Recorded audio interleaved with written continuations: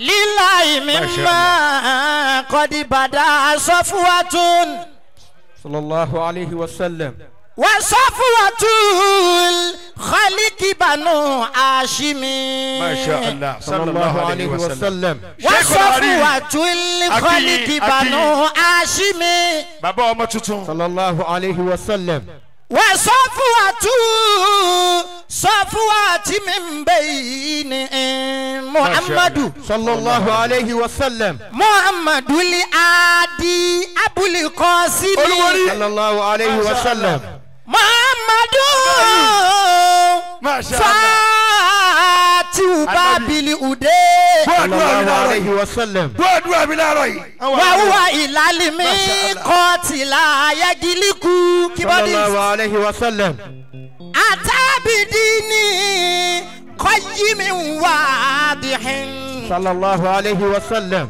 بين ضلال وهدى يجرك صلى الله عليه وسلم ṣé wàá rí bí dé sí pàtó ṣùgbọ́n ọ̀rọ̀ fẹ́ bọ́ bí lónìí. وإلى ما ṣé wàá rí bí dé sí ti fọ́lá. كذبه بعد ما كان أمينا Muhammadu Rasulullah. فيهم يصدق عليه وسلم سبحان ما صوره صورة صلى الله عليه وسلم سبحان ما صوره صورة صلى الله عليه وسلم أكمل معنى الذي يخلق صلى الله عليه وسلم شمس الدعاء تاج الهدى سيدي صلى الله عليه وسلم ما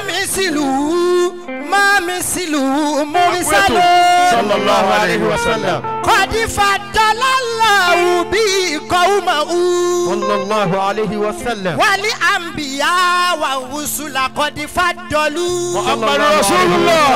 ولم يزل نور النبي الأكمل صلى الله عليه وسلم من سيد النبي لسيد ينتقل صلى الله عليه وسلم كأنه فوق الجبين مشعل صلى الله عليه وسلم يراه من يأكل من لا يأكل صلى الله عليه وسلم أول خلق الله محمد رسول الله. نور أحمد صلى الله عليه وسلم أصل لي سيد كل سيد صلى الله عليه وسلم تجي من تنبأ قبل طين الجسد صلى الله عليه وسلم فهو أب لوالدي وولدي صلى الله عليه وسلم قد كان من نور النبي لكل صلى الله عليه وسلم العلو منه خلقه والسفل صلى الله عليه وسلم فالكون فرع والنبي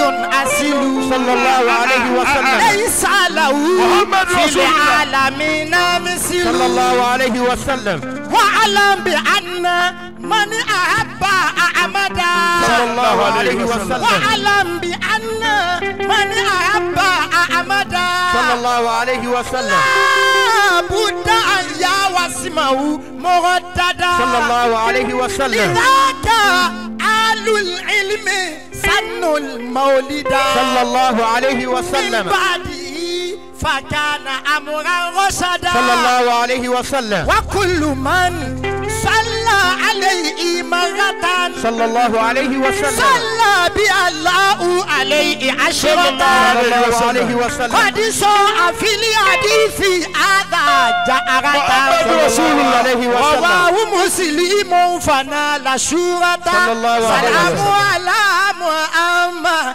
سلام عليك طاعة سلام على محمد سلام عليك طاعة سلام على محمد سلام عليك طاعة سلام على محمد سلام عليك طاعة سلام عليك طاعة سلام عليك يا سيدي سلام عليك يا رحمة للعالمين سلام على محمد سلام عليك طاعة أصائبنا صلى الله عليه وسلم. في الدارين كثير. صلى الله عليه وسلم. onílù kan ti dáfà dúró. Masha Allah. muhammadu rasulullah sallallahu alayhi wa sallam. ẹ jẹ́ àyọ̀wò anabi dáadáa. sallallahu alayhi wa sallam.